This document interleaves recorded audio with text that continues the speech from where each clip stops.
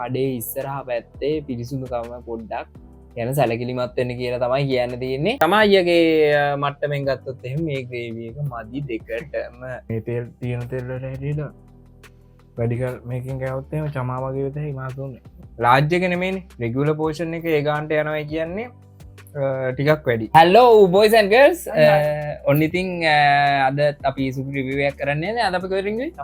චම food එකට තමයි රින්ගලා තින්නේ. මොනවද අපි ගෙනාවේ චම ෆුඩ් එකේ? මිස් රයිස් එකයි කොත්තුවයි ගෙනාවේ. චිකන් කොත්තුවයි මිස් රයිස් එකයි ගෙනාලා තියෙන්නේ.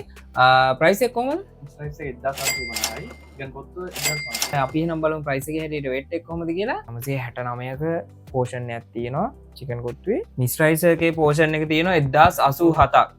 අපිට ග්‍රේවී සම්බෙල තියෙනවා ග්‍රේවිය එකක් කම්බෙල තියෙනවා ඊට අමතරව චිලි පේස්ට් එකක් කම්බෙලා තියෙනවා හැබැයි ග්‍රේවි එක නම් මදි චමාගේ හැටියට මේ කෑම දෙකට මෙන්න මේ වගේ ග්‍රේවි එකක් තමයි හම්බලා තියෙන්නේ ඉන්ග්‍රීඩියන්ට්ස් අතින් ගත්තොත් එහෙම මික්ස් රයිස් එකේ සී ෆුඩ් අයිටම්ස් ටිකයි චිකන් උයි සෝසේජස් උයි ඇඩ් වෙලා තියෙනවා එතකොට කොත්තුව ගත්තොත් එහෙම චිකන් කොත්තුව ගත්තොත් එහෙම චිකන් හොඳට ඇඩ් කරලා තියෙනවා ඊට අමතරව ඉතින් කොත්තු රොටි තියෙනවා හරි එහෙනම් ඔයගොල්ලෝ මේ වීඩියෝ එක බලන්නේ Facebook Instagram TikTok YouTube shorts වලින් නම් full වීඩියෝ බලන්න YouTube එකට අනිවාර්යෙන් YouTube එකට එන්න හොඳම හරිය තියෙන්නේ ඒකේ මිස් කරගන්න නැතුව අනිවාර්යෙන් YouTube එකට ඇවිල්ලා full වීඩියෝ බලන්න